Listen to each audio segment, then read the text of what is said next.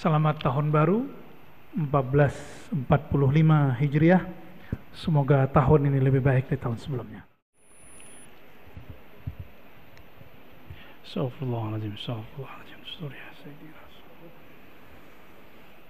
Assalamualaikum warahmatullahi wabarakatuh.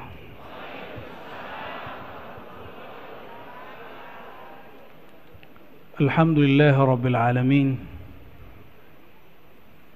binuri habibihi Sayyidina Muhammad sallallahu alaihi wasallam arafnahu wa abadnahu asyhadu an la ilaha illallah wa asyhadu anna Muhammadan abduhu wa rasuluh. Allahumma salli wa sallim wa barik ala Sayyidina Muhammad wa ala alihi wa ashabihi wali baitihi wa dzurriyyatihi jami'an ma ba'du. Para asatiz, para kiai dan para imam, para muazzin, para dewan masjid, semoga Allah berkahi beliau-beliau ini. Amin. Kalau beliau ini enggak bersekutu, acara ini enggak ada, benar enggak? Maksanya soleh bener ya? Karena nama beliau memang Kiai Soleh. Insya Allah kalau waktu kami luang, kebetulan saya juga tinggal nggak jauh dari sini. Nanti kita agendakan kajian kitab di sini. Insya Allah. Ya. Udah dijawab Kiai?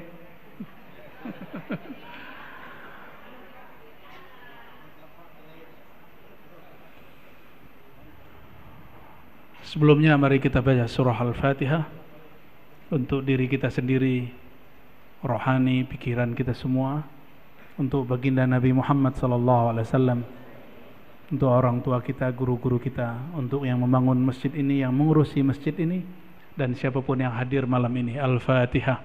A'udzubillahi minasyaitonir rajim. Bismillahirrahmanirrahim. Iyyaka na'budu wa iyyaka nasta'in.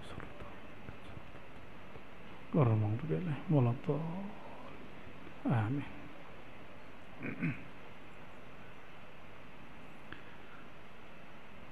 Karena tema kita hijrah, kebenaran di dalam kitab Al-Hikam. Kalau di kitab saya nomor 43, di beberapa kitab yang lain nomor 50 atau ada yang lebih. Ada pembahasan khusus mengenai hijrah. Dan bahkan Imam Nawawi Skandari yang menulis Hikam, beliau menukil hadis hijrah. Hadisnya pasti sudah paham. Faman kanat hijratuhu ilallah wa rasulihi fahijratuhu ilallah wa rasulih. Ini hadis pertama yang diajarkan guru kami Kiai Ali Mustafa Yaqub di sini. Dulu ngajar kitab Arba'in, masih ingat? Yang dulu ikut kajian Kiai Ali Mustafa Yaqub pasti ingat, ya. Beliau khatam kajian kitab, beberapa hari setelah itu beliau juga khatam umurnya. Jadi masjid ini saksi salah satu masjid terakhir yang beliau jambangi sebelum beliau wafat, ya. Semoga guru kami diridai Allah di alam sana. Amin. Apa kata Imam Nawawi Skandari? Bismillahirrahmanirrahim. Wanzur ila qaulihi sallallahu alaihi wasallam. Perhatikanlah sabda Nabi Muhammad sallallahu alaihi wasallam. Biasa kita sering dengar tapi tidak wanzur, tidak menelaahnya. Faman kanat hijratuhu, siapa yang berhijrah ilallahi wa rasulih, kepada Allah. Allah itu di satu tempat atau bukan? Enggak. Karena Allah bukan benda, maka Allah tidak memerlukan tempat. Maka jika disebut berhijrah kepada Allah, itu bukan berpindah secara fisik. Maka ini disebut al-hijrah minal maddiyah, berhijrah dari sisi materi kepada sisi rohani. berhijrah dari pahala kepada yang punya pahala. Bapak Ibu, saudara-saudariku, sampai kapan beribadahnya karena pahala? Mau sampai kapan kepada Allah berniaga, bertransaksi? Walaupun di Quran ada hal adullukum ala tijaratin, betul ada di Quran. Tapi itu awal-awal turun. Awal-awal turun. Hadis ini mengajarkan apa? Siapa yang hijrahnya untuk Allah dan Rasul, berarti siapa yang berpindah, yang gerak hidupnya untuk Allah yang maha zahir dan maha batin, berarti dia mulai beribadah itu bukan lagi karena transaksi pahala. Seandainya tidak ada ustadz yang mengatakan sholat duha melancarkan rezeki, masih sholat duha kah? Bagaimana? Saya kurang yakin. Seandainya umroh, antara umroh dan umroh itu ampunan dari Allah, seandainya tidak ada hadis itu, mungkin orang-orang tidak mau umroh.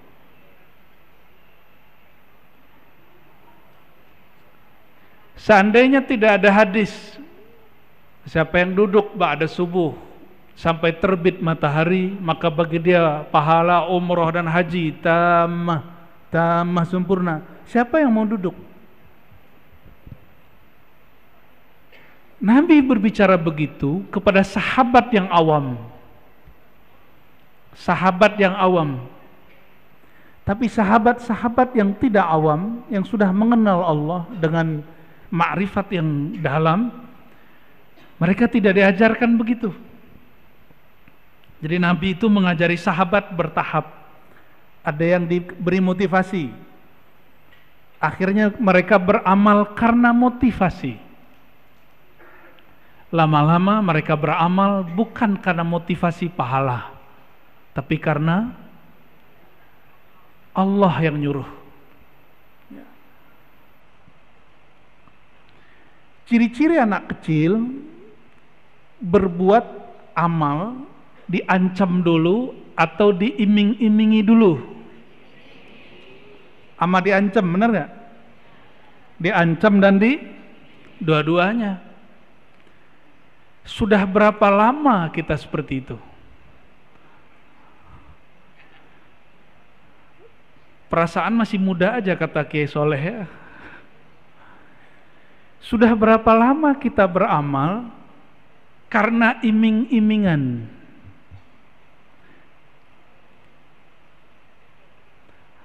Kalau anak sudah gede, dia sholat itu bukan lagi karena diancam atau tapi karena dia sadar. Maka anaknya sebut, kamu sudah dewasa nak. Ini yang di depan saya sudah dewasa belum rohaninya?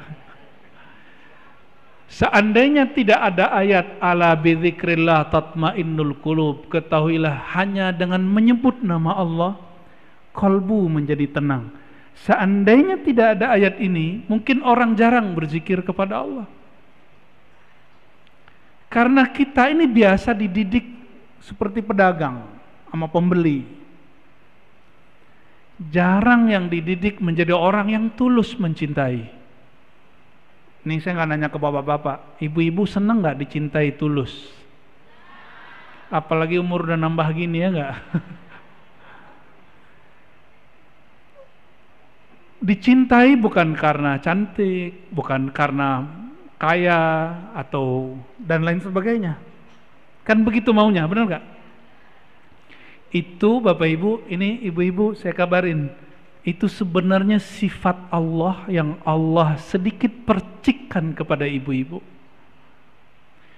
Allah itu ingin beri pelajaran, wahai hamba-hambaku. Ini yang disebut sifatul jamal, sifat keindahan atau sifat feminim. Allah itu tidak feminim, tapi disebut jamal. Apa arti jamal? Cantik, indah.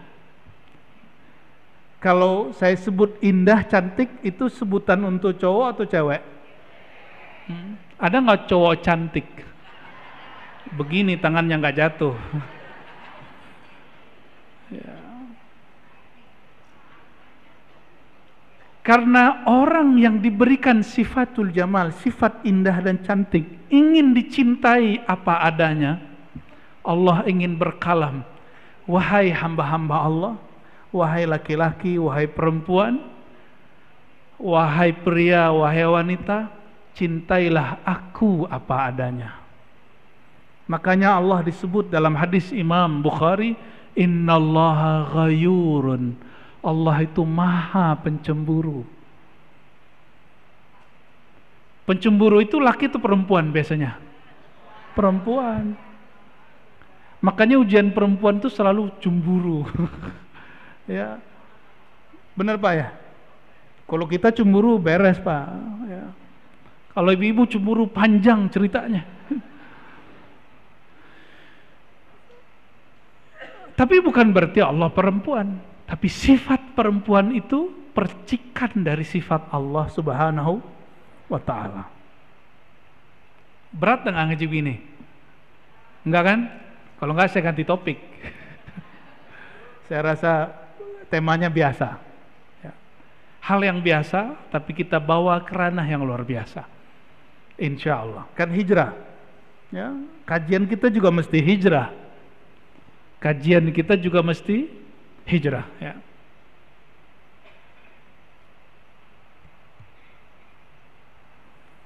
Kata Imam Nu'tailah, wa ta'ammal hadzal amr in kunta dha fahmin wassalam. Wahai muridku, perhatikanlah hadis ini jika memang kamu punya akal sehat, punya pemahaman yang tajam. Lalu oleh Imam Al-Khatib Al-Waziri, beliau menukil kalam Imam Abu Yazid. Ya. Abu Yazid ini didatangi oleh seorang laki-laki. Lalu laki-laki ini mengatakan, ya Sayyidi Ausini, wahai Tuan Syekh, wahai Pak Kiai, kira-kira begitu sekarang. Wahai Pak Kiai Soleh gitu ya. Kalau di sini kiainya siapa? Abu Yazid. Abu Yazid ini wafat tahun 261 Hijriah. Ini ilmu Kiai Mustafa Yaqub menghafalkan wafatnya ulama ya. 261 Hijriah. Sekarang kita 1440. Bener. Jangan salah lagi loh. Berarti sebelum maghrib tadi berapa? 1440. Nah, dalam Islam waktu itu dimulai dari maghrib. Makanya ada doa sebelum berpisah dengan tahun lalu, ada doa setelah masuk ke tahun baru. Meskipun oleh sahib kita yang di luar sana, bukan di luar masjid, di luar pikiran kita, tradisi itu disebut bid'ah, tapi ulama kita bilang tidak. Kenapa? Ini mengikuti Umar. Sayyidina Umar dialah yang mempelopori tahun baru Hijriah. Kalau Umar sudah buat, maka kita isi dengan doa. Man sanna sunnatan hasanatan falahu ajruha wa ajru man amila biha. Ya. Kalau orang buat sesuatu yang baik, siapa yang ikutinya dapat keberkahan kebaikan. Ya. Imam Abu Yazid ditanya, wahai Tuan Syekh, wahai Pak Kiai Abu Yazid, tolong beri aku nasihat. Sering datang ke Kiai terus ngomong, Pak Kiai nasihati saya, benar nggak? Itu tradisi ulama salafus saleh. Lalu Imam Abu Yazid berkalam, in a'taka minal arsy ilal farsh faqul lahu la innama anta urid. Kata Imam Abu Yazid, wahai sahabatku, jika engkau diberikan Allah kejayaan aras itu di puncak surga. Surga itu yang tertinggi apa? Firdaus. Tapi langit-langitnya surga Firdaus, langitnya itu aras. Berarti puncaknya surga Firdaus arasy Allah.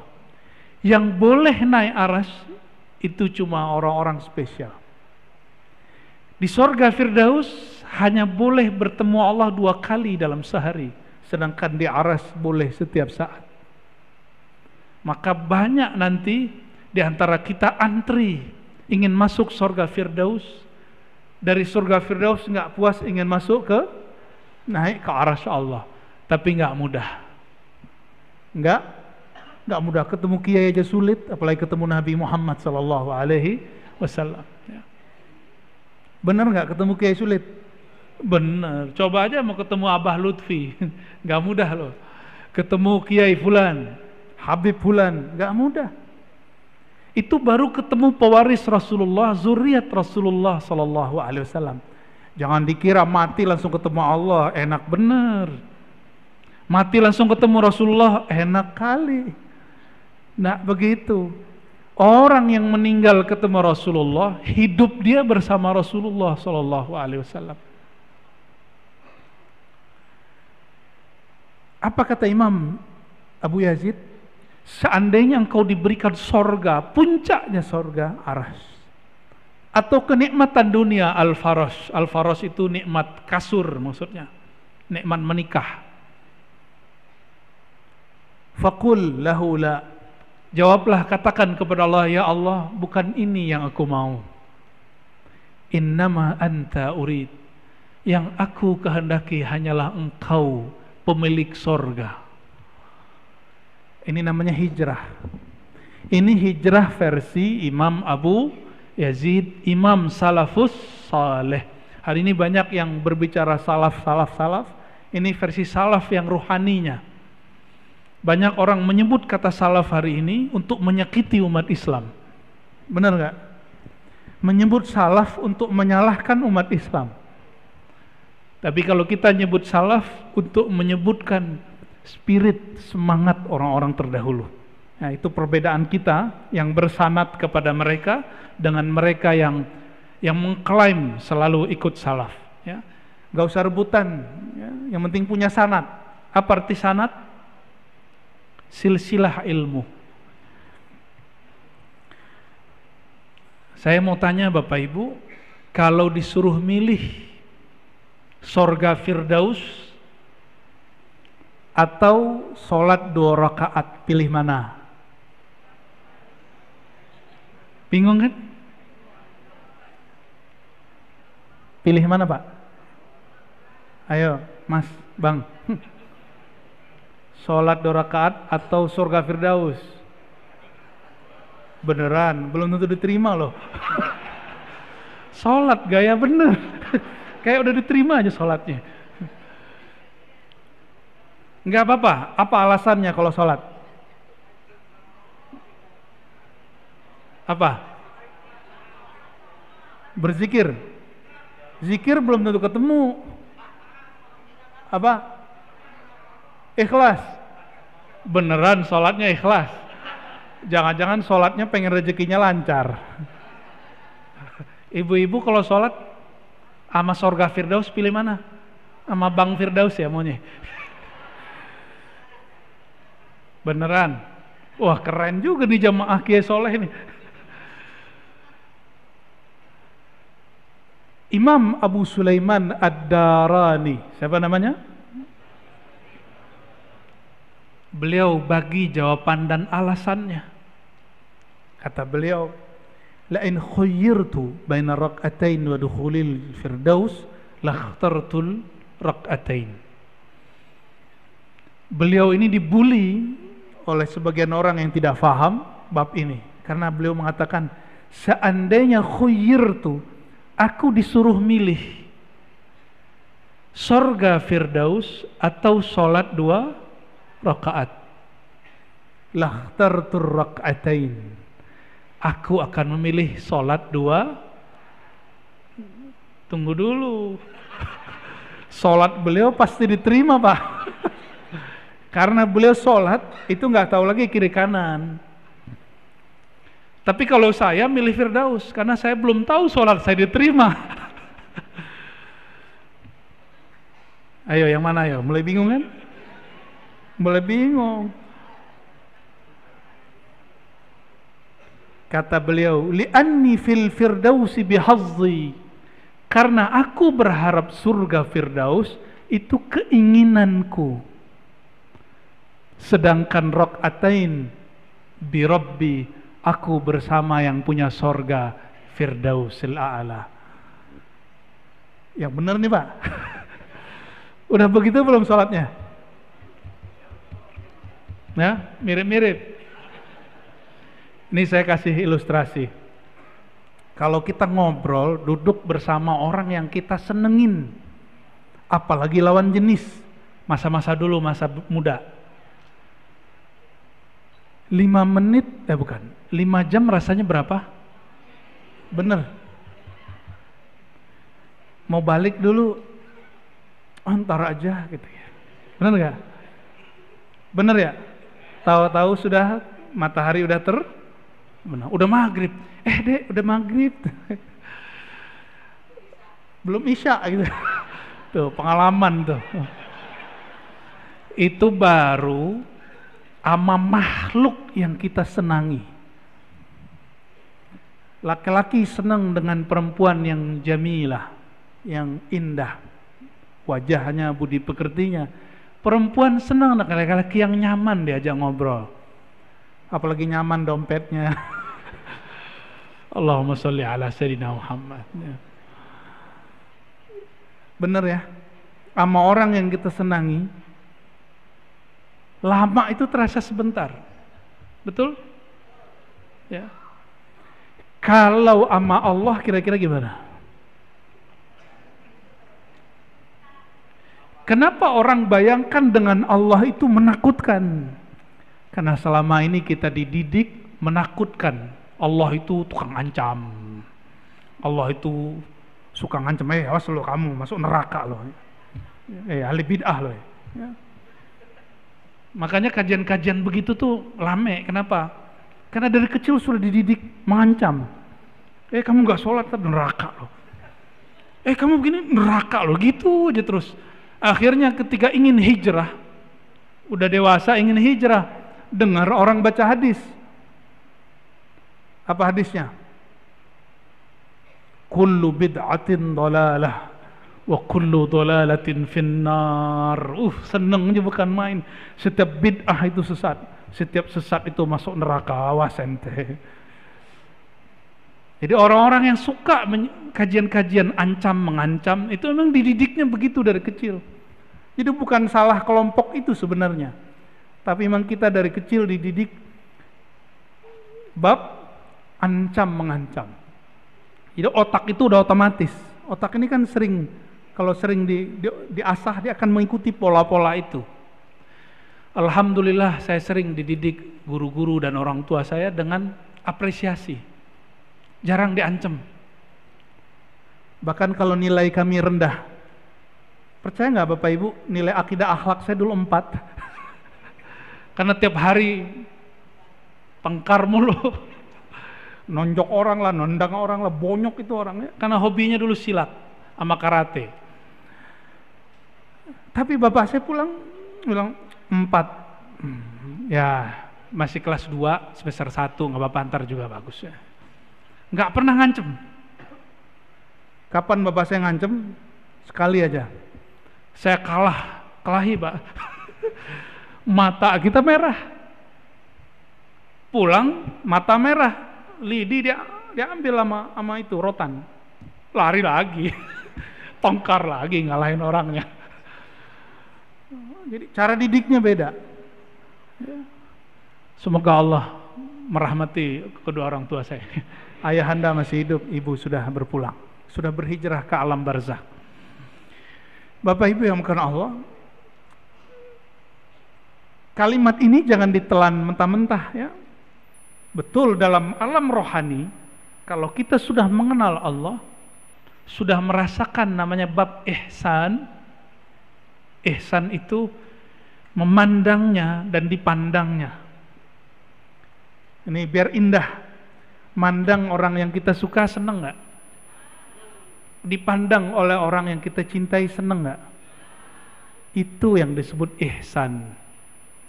Beruntunglah yang namanya ihsan. Ya. Ya. Pengen namanya hikam ya. Bener, senang dipandang oleh orang yang kita suka. Senang. Dipandang oleh guru, dipandang oleh orang yang kita anggap mulia, kita senang. Tapi bedanya kalau dipandang guru, ada guru yang kalau mandang kita, kita keringetan. Itu karena gurunya suka ngancem. Ada guru yang jika pandang kita, kita senang. Berbunga-bunga. Begitu enggak? Rasulullah itu digabung dalam diri beliau dua hal itu. Ada bab jamal, ada bab jalal. Sehingga ada sahabat baru datang kepada Rasulullah sallallahu alaihi wasallam. Dia merasa dirinya paling sempurna diperhatikan baginda. Apa kata dia? Dengan pedenya bertanya, "Wahai Rasulullah, apakah aku orang yang paling engkau cintai?" Rasulullah ini jujur. Kalau ditanya begitu, jawabnya juga jujur. "Maaf, orang yang paling kucintai Abu Bakar." Langsung wajahnya ini. Di situ dia tahu Rasulullah itu suka memberi perhatian semua sahabatnya. Wala yaqta' haditha ashabih. Nabi itu kalau sahabatnya ngomong nggak dipotong. Nggak sanggup jadi nabi, Pak. Saya nggak sanggup jadi nabi. Saya kalau orang banyak nanya, saya potong aja. Pertanyaannya apa, Mas? Gitu, langsung begitu. Kalau Rasulullah enggak. Apalagi kita dikasih limit sama pengurus, sekian menit Buya katanya. Ya harus kita potong-potong tuh kalau orang nanya. Ya. Kalau kita belum sampai martabatul khawas, tingkatan setinggi beliau atau murid Imam Ad-Darani, pilihlah surga Firdaus. Tapi kalau sudah tahu ilmu ihsan, sudah merasakan nikmatnya sholat. Udah pernah nikmat sholat belum? Nikmat sholat bukan karena bacaan imam bagus. Mohon maaf nih para imam. Bukan. Nikmat sholat itu munculnya dari dalam. Makanan enak di depan, hati lagi gak enak, makannya enak gak? Paham? Sorga di dunia itu namanya sholat. Hidangan terindah di alam semesta itu namanya sholat. Apabila seseorang hatinya tidak nyaman, maka dia tidak akan mampu menikmati sholat. Oleh karenanya Bapak Ibu, sebelum sholat handphone matikan. Ya, sebelum sholat duduk berdiri, kalau perlu sholat dulu 2 rakaat. Itu namanya conditioning. Jadi Rasulullah SAW mengajarkan conditioning. Selevel Nabi, conditioning mau zuhur 4 rakaat. Umatnya Nabi berapa rakaat? Beneran 4, paling cuma 1-2 orang ya. Mulai ngamalin mulai besok sunnah sebelum sholat zuhur. Jadi kita udah azan, kita sholat berapa rakaat? 2 rakaat plus 2 rakaat. Itu cara apa? Mengkondisikan hati. Itu rahasianya. Selevel baginda Rasulullah SAW, beliau mengkondisikan kalbunya sebelum sholat zuhur 4 rakaat. Masa kita tidak? Khusus maghrib karena beliau kadang sholat 2 rakaat setelah azan, kadang tidak. Bahkan di riwayat itu disebutkan siapa yang mau sholat yang tidak, nggak apa-apa. Maka sahabat Nabi sebelum terbenam matahari mereka sudah duduk di masjid. Ya, kalau kita mungkin duduk di musola, di surau, di langgar, duduk di tempat kita mau sholat, persiapan kolbu. Orang mau ujian aja persiapan, kenapa dia mau sholat dia tidak persiapan? Mulai mau hijrah sholatnya, maka sebelum sholat persiapkan dirinya bertemu Allah Subhanahu wa Ta'ala. Allah yang dipandang apa? Baju yang bagus? Enggak. Yang dipandang Allah apa? Kolbu. Maka yang dipersiapkan kolbu. Tapi kolbu ini dia terpengaruh oleh yang zahir. Ya, terpengaruh oleh handphone, oleh mata menonton, oleh gosip, oleh pikiran. Kondisikan kolbu sebelum sholat. Ya. Nah, Rasulullah itu makomnya sudah sampai, sholat itu rehat. Kalau kita rehat dulu baru sholat, beda. Makanya saya nggak yakin kalau tadi jawabnya, saya pilih sholat Ustadz. Nah, kurang yakin saya. Belagu bener. Bapak Ibu yang mengasihi Allah. Wa qala Imam Abu Bakar Asy-Syibli quddasallahu sirrahu. Imam Junaid pernah dengar Junaid? Junaid Al-Baghdadi, Imam Salafus Saleh, beliau yang mengajarkan tasawuf. Jadi kalau ada orang ngomong hari ini tidak ada tasawuf di masa dahulu, di masa Salafus Saleh, dia berbohong atas ulama Salafus Saleh. Imam tadi yang saya sebut Darani, Imam Junaid, dan yang pertama kita sebut Abu Yazid, semuanya imam Salafus Saleh dan semuanya imam Sufi. Jadi Sufi bukan dari Buddha, bukan dari Hindu, apalagi dari Yahudi. Ya, masa ada ustadz bilang ini dari Shaolin? Ya, kalau nggak belajar sejarah, nggak ngaji hadis, namanya hadis musalsal, ente ngaji, jangan cocok logi. Ya, dalam kajian ilmu hadis ada namanya al-musalsal bis-subhah, hadis menerima tasbih dari guru. Lalu tasbihnya dari mana? Dari murid Sayyidina Ali dan murid Sayyidina Abu Hurairah, namanya Al-Hasan Al-Basri. Siapa namanya? Beliau yang pertama kali pakai tasbih. Tasbih dalam pengertian seperti ini. Tapi tasbih yang umum jumlahnya 2000, pertama kali Abu Hurairah. Sedangkan tasbih yang tidak diikat yang pertama kali istri Rasulullah itu Juwairiyah dan Safiyah. Apa kata mereka yang tidak sepakat pakai tasbih? Kamu pilih Rasul atau sahabat? Itu namanya GOBLOK. Jangan dibaca. Sahabat itu ikut Rasulullah.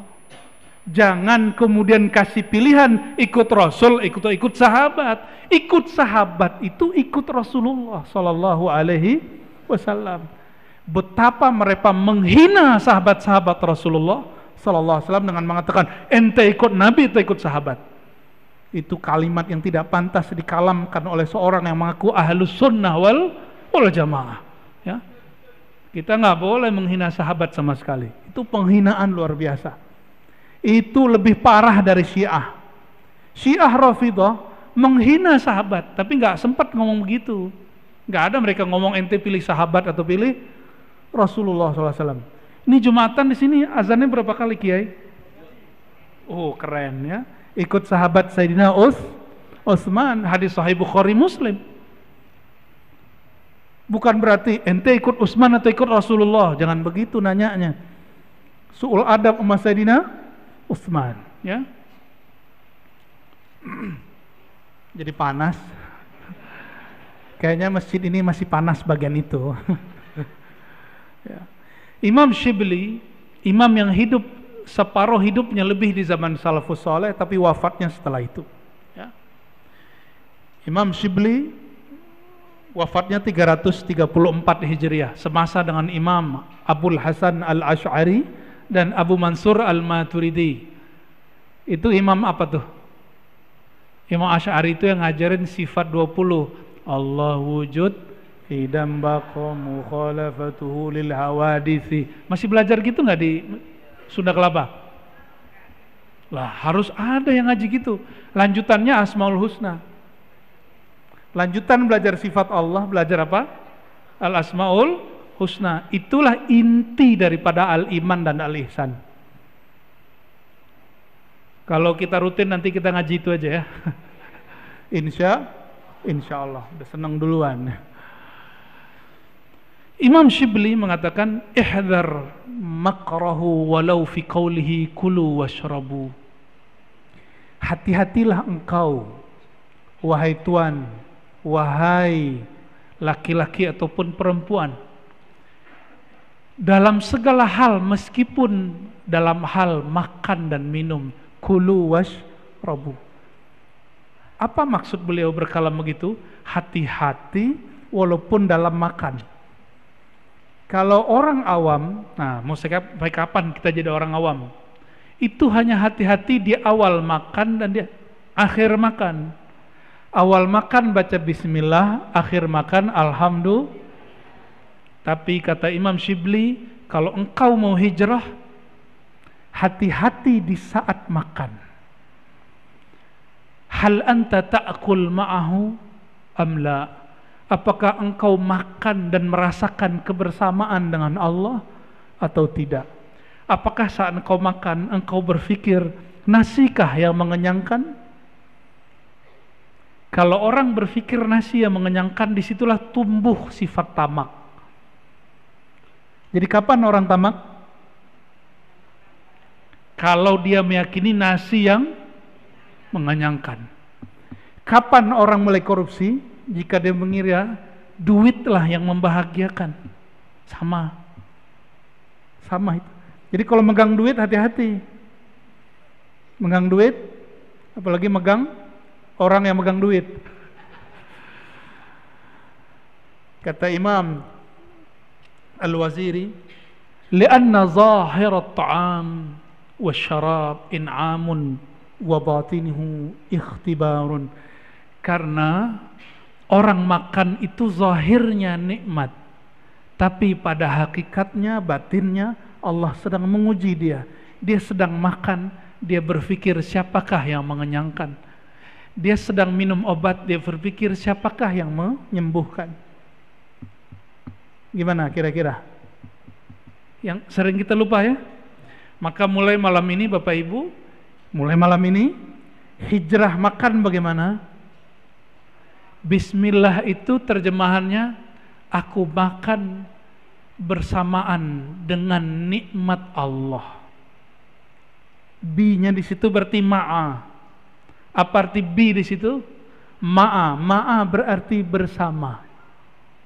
Aku makan dengan pemberian Allah. Kalau sudah begitu udah makan suka-suka. Karena setiap makan yang dirasakan Allah Subhanahu wa ta'ala. Udah begitu belum? Jadi kapan makan kita jadi ibadah? Kalau makannya bersama Allah Subhanahu. Sehingga ketika makan, yang kenyang tidak hanya perut, tapi yang kenyang juga batinnya. Itulah makan yang membuat mudah bangun malam tahajud. Itulah makan yang membuat mudah bangun subuh. Itulah makan yang membuat pikiran orang bisa jenius.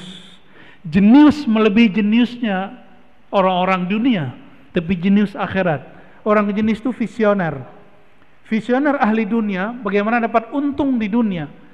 Tapi visioner orang akhirat, dia berpikir sampai melewati dunia. Berarti sampai ke akhirat. Jadi hitung-hitung dia sampai ke akhirat. Itu orang visioner.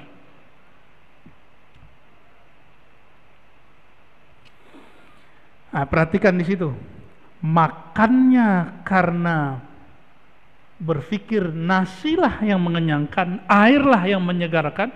Maka coba lihat, ada orang minum, gimana cara orang yang lupa kepada Allah minum? Satu nafas. Minum begitu hanya boleh minum air zam-zam, tapi tegukan yang ketiga kali. Kalau hamba Allah minum enggak? Hamba Allah minum dikit-dikit ya. Saya izin minum dulu ya. Bismillah. Nah, dikit-dikit seperti itu.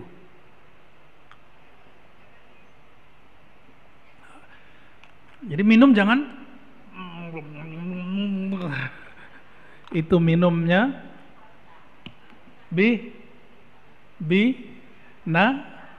bina-bini. Itu hewan yang minum begitu. Maka disebut di Quran ulaika kal an'am. Dia berpikir air yang menyegarkan. Masih ingat kisah Talut? Talut itu diuji oleh Allah dan pasukannya. Itu pasukannya banyak. Pasukannya awalnya puluhan ribu. Tapi turun perintah wahyu.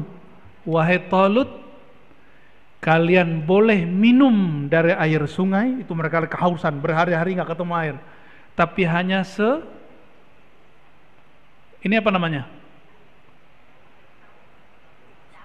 Apa sih namanya bahasa Indonesianya? Sauk. Ya gitu aja deh ya. Segini, setelapak. Ambil air, gitu. Ini ilmu wudhu. Pernah belajar wudhu nggak? Tapi bab ini jarang orang mengajarkan. Kalau kita berwudhu, nah, bagian air sedikit saja, bagian wajah kita minum. Ya. Ada yang ngajarin begitu nggak? Bid'ah nggak nih? Ya, di kitab-kitab lama masih ketemu Pak begitu. Ya, itu manfaatnya ada. Nanti kalau kita ketemu lagi kita jelaskan rahasianya. Ya. Ternyata caranya diambil dari mana? Dari tolut minum air. Berarti kalau begitu airnya sedikit gak? Karena belum dituang ke mulut dia sudah tumpah duluan. Disitulah Allah mengajari Talut dan pasukannya. Dia dan pasukannya 313.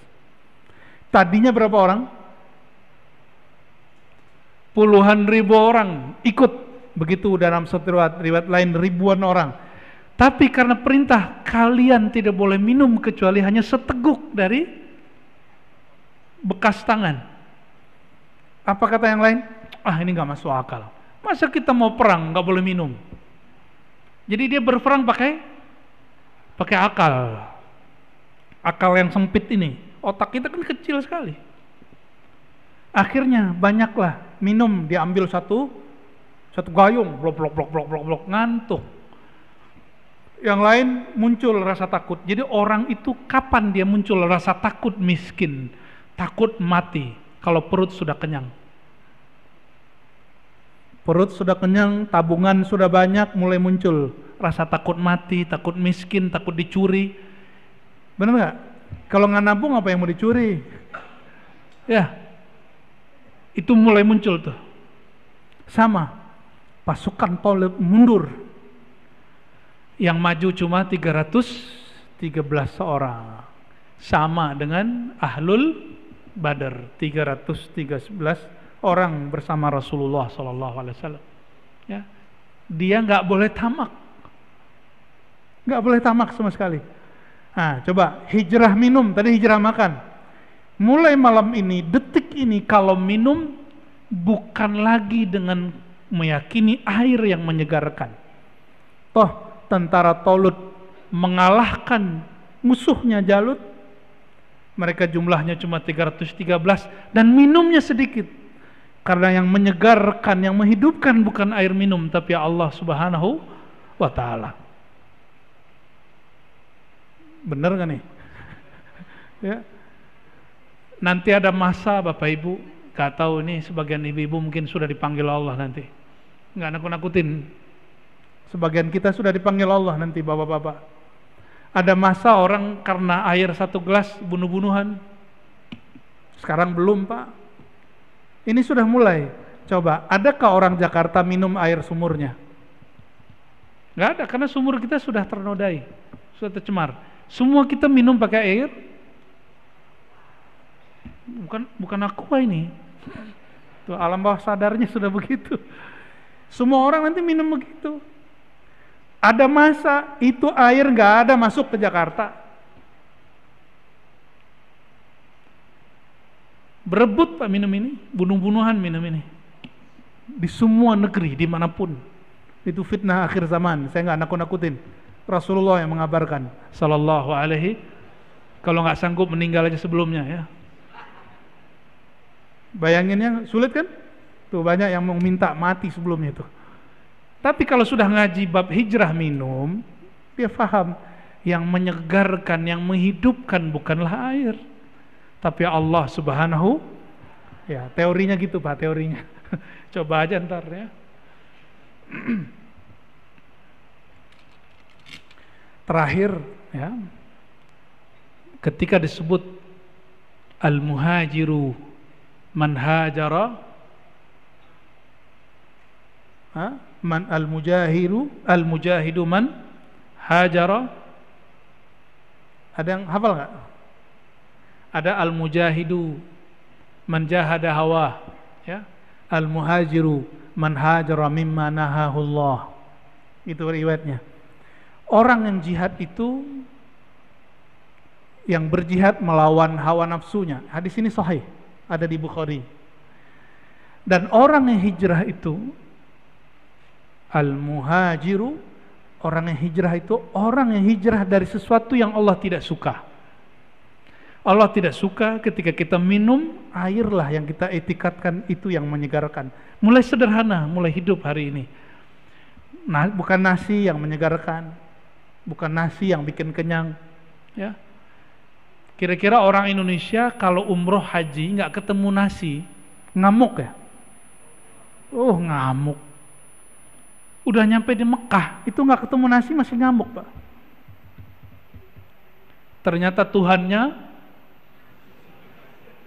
padahal makan apa aja di depan. Apa yang di depan, yang dihidangkan makan aja. Tapi kita alam bawah sadar ngomong ini, saya kalau nggak makan nasi saya nggak makan. Itu nyiksa diri namanya.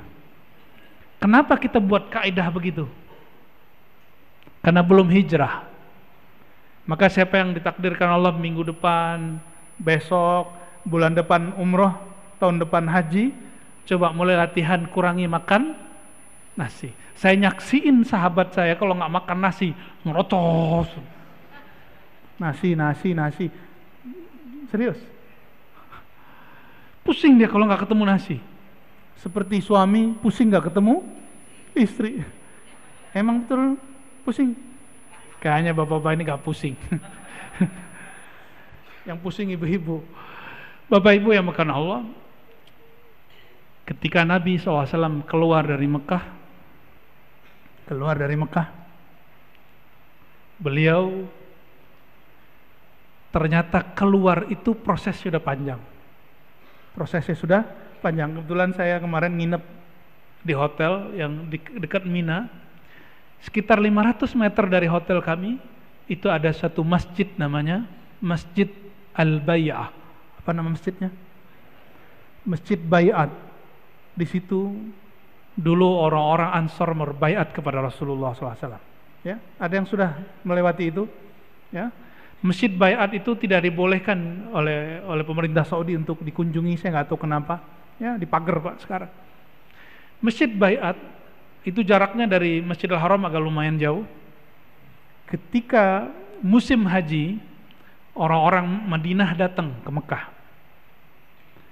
Setiap kali ada orang datang ke Mekah, Rasulullah SAW bersama Abu Bakar dan sahabat yang lain, cuma beberapa sahabat itu nyapa, kalian dari Yathrib? Iya, kami dari Yathrib. Diajak, dikasih makan, minum, diajak ngobrol tentang bicara agama. Sampai kemudian pembicaraan mereka mengenai menyembah Allah, ya, akhlak yang baik dan segala macam. Lalu tertariklah waktu itu 6 orang. Ada 6 orang yang tertarik untuk mendengarkan kalam Nabi Muhammad SAW. 6 orang ini kemudian berbaiat kepada Nabi Muhammad SAW. Ini belum di masjid, belum di Baiatur Ridwan, belum, masih panjang. Lalu mereka mengatakan, wahai Rasulullah, kami izin pulang kampung. Ketika mereka pulang kampung, setiap sahabat yang 6 pulang ke rumah bawa berita kabar baik. Ternyata di Madinah sudah muncul kabar yang diberitakan oleh orang-orang Yahudi bahwa akan muncul Nabi akhir zaman. Jadi siapa yang mengabarkan? Orang Yahudi. Lalu orang Madinah, orang Yathrib mengatakan, Bani Khazraj, wahai ahli Madinah, jangan keduluan orang Yahudi. Fala yasbiqannakum al-Yahud. Jangan keduluan Yahudi. Nabinya kami sudah ketemu, kata 6 orang ini. Maka 6 orang ini semua keluarganya dan sukunya ikut Islam. Tapi 6 orang ini kemudian datang lagi ke Mekah beberapa bulan setelahnya, bawa 12 orang dan beberapa perempuan, 1 perempuan atau 2 perempuan. Lalu mereka baiat di tempat yang disebut Masjid Al-Bai'ah. Silakan cek, buka GPS ya. Mina, lalu di antara Mina dan Mekah, Masjidil Haram itu ada namanya Masjid Bai'ah. Mereka baiat di situ berapa orang jumlahnya? 12. Berarti sebelum Nabi hijrah itu sudah ada yang Islam dari ahli Madinah. 12 orang pulang mengislamkan 70 orang. 70 datang baiat lagi di tempat itu. Kapan mereka baiat? Nggak mungkin siang, pasti dibunuh oleh kafir Quraisy. Tidur kafir Quraisy, jam 12 malam mereka datang di situ berkumpul. Itulah tradisi Nabi SAW ngaji jam 12. Ini saya senang sekali, Sunda Kelapa walaupun cuma sekali setahun atau beberapa kali sebulan, buat tradisi ngaji sampai tengah malam. Sampai jam berapa nanti Ustaz? Kiai? Sampai jam 2? Jam 3? Luar biasa. Itu sunnah apa? Sunnah sebelum hijrah. Itu persiapan hijrah. Kuat nih, gak tidur sampai nanti. Ntar kan ada Syekh Muhammad Ali Jabir ya? Ya, siapa lagi? Syekh Hisham. Jangan tidur ya, ngantuk-ngantuk dikit boleh. Ini belajar, kalau kami dulu hampir setiap minggu, bahkan seminggu itu saya 2-3 kali ngaji jam 12 sampai jam 3. Lalu yang kita siarkan dulu kajian hikam semasa pandemi itu nggak pakai masker Pak. Jam 12 sampai jam 3, jam 12 sampai jam 3. Tapi alhamdulillah nggak pernah dibubarin pemerintah, alhamdulillah. Saya berterima kasih juga. Nggak pernah dibubarin. Tapi kami membubarkan diri sendiri ya. Karena pandemi selesai kita bubarkan. Ya. Pandemi bubar, kita bubar. Ya. Kembali ke masjid-masjid. Lalu 70 orang pulang. Mereka pulang, semua orang di Madinah masuk Islam. Jadi Nabi sebelum hijrah itu persiapannya nggak sembarangan. Dan ingat, Nabi hijrah tanpa perang. Justru beliau yang diperangi. Maka siapa yang hari ini gerakan hijrah lalu ngebom, lalu menyakiti orang-orang yang sudah bersyahadat, mereka telah mengkhianati perjuangan hijrah Nabi Muhammad sallallahu alaihi wasallam. Maka saya menghimbau siapapun yang ya terpengaruh oleh pemahaman ngebom ya, bom masjid, bom pengajian maulid, bom orang-orang begini, tolong kembali ke jalan Rasulullah sallallahu alaihi wasallam ya. Rasulullah nggak begitu. Rasulullah bisa ngalah ya. Maka kemudian ketika Nabi keluar, Nabi keluar itu dengan siapa? Sayyidina Abu Bakar As-Siddiq. Nah, bagian ini yang pas sebagai penutup ya. Sayyidina Abu Bakar As-Siddiq ketika keluar dari rumahnya, itu jalan, itu dikejar-kejar. Bayangin kita dikejar-kejar orang, itu orang bawa panas gitu. Akhirnya Rasulullah SAW dan Sayyidina Abu Bakar Siddiq berhentinya di mana? Di bukit Sur, lalu naik ke atas. Kata Sayyidina Abu Bakar, ya Rasulullah, seandainya mereka melihat ke bawah, pasti kita terlihat. Apa jawaban baginda Rasulullah SAW? Wahai Abu Bakar, apa pandanganmu, jika kita berdua yang ketiganya Allah, kira-kira gimana? Langsung Abu Bakar yang tadinya gelisah tenang. Lalu Abu Bakar dilihat Nabi nangis. Jadi setiap kali ada yang ngejar, Abu Bakar nangis. Ketika nangis, Nabi tanya, wah Nabi kaya Abu Bakar, wahai Abu Bakar, kenapa yang kau nangis? Engkau nangis karena berjuang susah. Coba lihat, ini spirit Abu Bakar, mesti kita ambil. Kata beliau, ma bakaitu ala nafsi ya Rasulullah. Wahai baginda, aku tidak menangisi susahnya diriku, tapi aku menangisi orang semulia engkau. Kenapa harus bersusah-susah begini? Kenapa harus diusir seperti ini? Kalau aku diusir, aku dibunuh tidak masalah. Tapi jika engkau yang diusir, ini masalah bagiku. Lihat Abu Bakar As-Siddiq. Maka ketika beliau keluar, turun dari Jabal Sur, itu ada orang yang ngejar terus. Setiap kali mau dapat, Rasulullah angkat tangan, doa. Jadi Abu Bakar udah nangis. Rasulullah kata, ya Allah, selamatkan kami. Setiap kali mau dapat, orang itu terpental. Dan terakhir dia jatuh. Ketika jatuh, Rasulullah berhenti. Ternyata orang ini kemudian mengatakan, wahai baginda, ambillah semua hartaku, aku akan jaga engkau. Dia mulai percaya. Nabi angkat tangan baru dia jatuh. Oh berarti ini betul Rasulullah nih. ambil semua barangku, lalu pergilah engkau, saya akan kecoh kafir Quraisy. Padahal tadi dia orang yang ingin ikut sayembara, bunuh Muhammad, maka dia jadi orang kaya. Jadi tidak semua orang jahat itu berhati jahat. Nah, ini kaidah juga. Ya, tidak semua pemaksiat itu hatinya kotor. Tidak semua orang yang diklaim hari ini pemaksiat pendosa itu orang-orang yang hatinya berdosa. Mungkin hatinya sedang mencari. Apa kata dia? Wahai Rasulullah, engkau berangkat ambil barangku, aku siap pasang badan. Apa jawaban Nabi? Ternyata Nabi SAW tidak mata duitan. Kata beliau, barangmu, asetmu, aku tidak perlu. Jaga dirimu sendiri. Nabi berangkat. Nabi cuma ingin memastikan orang ini bagaimana. Maka Nabi jalan. Sampai Nabi di suatu perkemahan, kemahnya lusuh, ada peternakan di situ. Yang punya perkemahan perempuan, namanya Ummu Ma'bad. Siapa namanya? Ini yang cerita suaminya, Abu Ma'bad. Hadis ini sahih riwayat Imam Tirmizi dan imam-imam yang lain. Kata Ummu Ma'bad, kata Abu Ma'bad, suatu kali saya terheran melihat istriku punya susu banyak sekali, punya susu kambing. Padahal kami lagi paceklik. Lalu aku bertanya, wahai istriku Ummu Ma'bad, apa yang terjadi padamu? Kata Ummu Ma'bad, barusan ada orang aneh, tapi wajahnya cerah. Saya mengatakan kambingku tidak ada yang bunting, tapi dia mengatakan itu ada kambing satu yang lusuh, tolong bawa sini.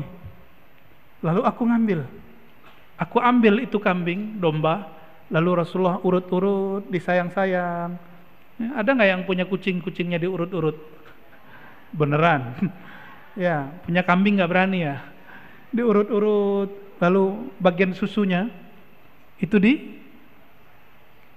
bukan lagi bunting loh Pak, nggak ada susunya. Apa kata Nabi? Wahai domba, wahai kambing, semoga Allah memberkahimu. Betapa beruntungnya si kambing dipegang-pegang oleh Rasulullah Sallallahu Alaihi Wasallam. Itu nggak ada air susunya Bapak Ibu, dipegang sama Nabi, habis diurut oleh Rasulullah SAW, itu langsung air susunya, dan susunya itu penuh. Nabi kemudian pencet, keluar, ambil wadah penuh, ambil lagi yang baru, bingung Ummu Ma'bad, ini orang makhluk apa ini? Dia bingung. Rasulullah SAW ternyata ada yang ikut ngawal beberapa orang. Setelah itu bertiga beliau kemudian ambil. Nah, ini akhlak baginda Rasulullah SAW. Ambil, lalu beliau sodorkan ke tiga orang itu, 1, 2, 3, dan ke Ummu Ma'bad. Yang lain minum. Fasyaribtu, kata Abu Bakar, hatta rawitu. Aku minum sehingga aku puas. Aku minum sehingga aku puas. Lalu kami bertanya, wahai baginda, kapan engkau minum? Jawaban beliau, orang yang memimpin kelompok dia adalah pelayannya. Maka aku terakhir minum. Dan minum semua, baru beliau minum. Sallallahu alaihi wasallam. Sampai detik itu Ummu Ma'bad belum tahu bahwa yang memeras susu itu siapa? Rasulullah sallallahu alaihi wasallam.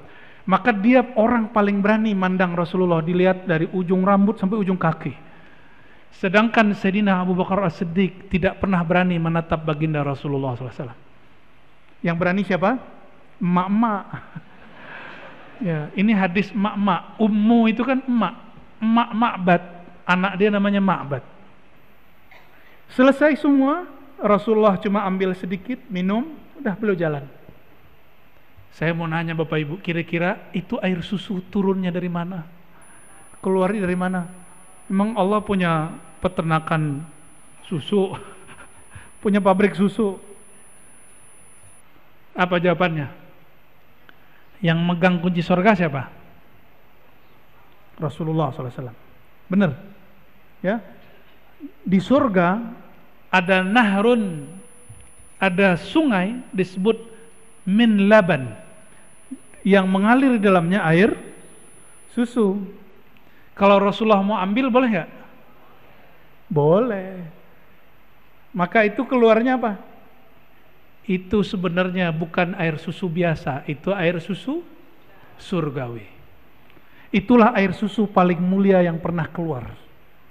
Air susu surga yang Allah keluarkan. Sebagaimana air Zam-Zam dan air-air yang mulia yang keluar di tangan beliau. Nggak ada selang di tangan Nabi, tapi keluar air. Kira-kira seperti itu. Bapak Ibu yang bukan Allah, Nabi SAW pergi, datang Abu Ma'bad, tanya, ini susu dari mana? Wajahmu cerah dari mana? Kenapa? Jawaban Abu Ma'bad, barusan ada orang, wajahnya sumringah, wajahnya teduh, matanya Masya Allah seperti habaib-habaib yang kita lihat hari ini, yang habaib yang sahih ya, bukan habaib yang tidak sahih. Insya Allah kita hormat kepada semua habaib. Jangan ikut terpedaya dengan isu-isu hari ini, mereka yang kemudian membenci sebagian zuriat Nabi Muhammad sallallahu alaihi wasallam. Ini awal fitnah akhir zaman, karena Al-Mahdi keturunan Fatimah. Maka cara supaya fitnah akhir zaman ini bekerja, orang mulai membangkitkan ajaran jangan percaya habaib. Ya. Yang habaib nggak usah GR dulu, pantaskan aja dirinya. Ya, kami memantaskan diri kami menjadi pejuang akhir zaman, insya Allah. Ya, persis seperti wajah. Kalau kata Habib Omar, jika kamu mau lihat wajah Rasulullah, lihatlah wajah muridku Al Habib Ali Al Jufri. Senyumnya, sumringahnya. Wajah siapa? Al Habib Al-Jufri. Silakan lihat wajah beliau. Kira-kira rada-rada mirip begitu, ya. Sallallahu alaihi wasallam. Lalu Ummu Ma'bad menceritakan tentang Nabi dari awal sampai akhir. Oleh karena itu, kalau belajar sirah nabawiyah, yang berani menceritakan tentang wajah Nabi hanyalah Ummu Ma'bad, Sayyidina Ali, Husain dan keluarga Ahlul Bait. Selebihnya Abu Bakar tidak berani, Umar tidak berani, Utsman apalagi. Kenapa? Sahabat-sahabat ini tidak berani menatap baginda Rasulullah sallallahu alaihi wasallam. Bapak Ibu yang bukan Allah, semoga nur baginda Rasulullah mengalir pada kita, mulai hijrah dari motivasi pahala kepada motivasi yang memberi pahala. Dari hanya sekedar berharap surga, takut neraka, kepada yang punya surga, yang punya neraka. Dari makan minum meyakini makan minum itulah yang menyegarkan, kemudian meyakini bahwa Allah lah yang menyegarkan. Semoga hijrah ini berlanjut dan tambah sempurna sebelum kita wafat. Semoga Allah terima hijrah kita semua. Amin ya rabbal alamin. Wassallallahu ala sayyidina Muhammad. Ikuti salawat saya. Sallallahu rabbuna ala nuril mubin أحمد المصطفى سيد المرسلين وعلى آله وصحبه أجمعين صلى الله ربنا على النور المبين أحمد المصطفى سيد المرسلين وعلى آله وصحبه أجمعين. الفاتحة. بسم الله. إياك نعبد وإياك نستعين. صراط الذين أنعمت عليهم غير المغضوب عليهم ولا الضالين. اللهم الرحمن الرحيم. Ya Karim, ya Azim, ya Allah yang Maha Pengasih dan Maha Penyayang, limpahkanlah kasih sayang Engkau kepada hamba-Mu terkasih Nabi Muhammad sallallahu alaihi wasallam. Dan ya Allah, jika Engkau telah melimpahkan kepada baginda Rasulullah, izinkanlah kami mendapatkan percikan limpahan itu. Izinkan mata kami, pandangan kami, pendengaran kami, lisan kami, kolbu kami, tangan, kaki dan tubuh kami, rohani kami, kolbu kami mendapatkan limpahan kasih sayang Rasulullah sallallahu alaihi wasallam. Allahumma ya Allah, kami tidaklah pantas bermimpi Rasulullah, kami tidaklah pantas memandang wajah Rasulullah, tapi ya Allah kami hanya bermohon, pantaskan kami mendapatkan syafaat baginda Rasulullah. Allahumma ya Allah ya muqallibal qulub, wahai yang membolak-balik hati kami, Engkau Maha tahu ya Allah kami ketika berhadapan dengan syahwat kami, dengan nafsu kami tidak kuat ya Allah. Farhamna ya Rabbana bitarkil ma'asi, maka rahmatilah kami ya Allah, sayangilah kami ya Allah dengan cara bantulah kami meninggalkan kemaksiatan, bantulah kami ya Allah meninggalkan kebiasaan yang buruk, bantulah kami ya Allah berhijrah lahir dan batin, menghijrahkan kalbu kami hanya kepada Engkau ya Allah. Allahumma ya Allah, mata kami penuh dengan maksiat, telinga kami penuh dengan maksiat, lisan kami penuh dengan kata-kata yang menyinggung sahabat kami, kata-kata yang membicarakan aib-aib saudara sesama iman kami. Maka ampunkan semua dosa ini ya Allah. Allahumma ya Allah, guru-guru kami, orang tua kami, bagi yang hidup berkahi hidup mereka ya Allah. Jika mereka sudah wafat, maka ridhai mereka ya Allah. Allahumma ya Allah ya alim ya alimum bidzatis sudur, wahai yang maha mengetahui semua seluk-beluk hati kami, Engkau maha tahu bagaimana dahsyatnya syahwat kami, dahsyatnya keinginan buruk kami. Farhamna ya Rabbana, maka rahmati kami ya Allah dengan mampu menjinakkan hawa nafsu kami. Allahumma ya Allah, nas'aluka nuraka wa nura nabiyyika, ya Allah hati kami gelap karena lalai mengingat Engkau, hati kami gelap karena cinta kepada dunia, maka terangi kalbu ini ya Allah dengan hanya cinta kepada Engkau dan baginda Rasulullah SAW. Allahumma yassir lana kulla khair, ya Allah mudahkanlah pada tahun ini semua kebaikan bagi kami. Ya Allah, jika Engkau mengetahui dalam takdir kami ada keburukan, maka palingkanlah kami dari keburukan itu. Jika tetap kami harus menghadapinya, fakhaffifna ya Rabbana, maka ringankanlah semua ketentuan itu, ringankan takdir yang buruk itu menjadi baik. Allahumma ya Allah, Rabbana atina fid dunya hasanah, ya Allah kami memohon kebaikan di dunia bersama orang-orang yang soleh, kebaikan dunia hadir di majelis-majelis orang yang soleh, kebaikan di dunia harta yang diberkahi, keluarga yang sakinah mawaddah warahmah, hati yang mengenal Engkau, mati husnul khatimah. Ya Allah kami juga memohon fil akhirati hasanah, di akhirat sesuatu yang baik, masuk alam barzakh ya Allah, bantulah kami menjawab pertanyaan mungkar dan nakir. Ketika kami dibangkitkan, jadikan kami orang dan jiput Rasulullah SAW, yang disyafaati baginda Rasulullah SAW. Orang-orang yang ketika ditimbang amalnya, ditimbang karena ada nama Engkau dalam kalbu kami, bukan karena ada maksiat dalam diri kami. Orang-orang yang ketika melewati siratul mustaqim karena dipimpin dan dipandu oleh baginda Rasulullah SAW. Allahumma ya Allah, salli ala Sayyidina Muhammad al-Fatih lima ughliq wal khatim lima sabaq, nasiril haqqi bil haqqi wal hadi ila siratikal mustaqim, wa ala alihi haqqa qadrihi wa miqdaril azim, walhamdulillahi rabbil alamin. Selamat tahun baru 1445 Hijriah. Semoga tahun ini lebih baik dari tahun sebelumnya. Assalamualaikum warahmatullahi wabarakatuh.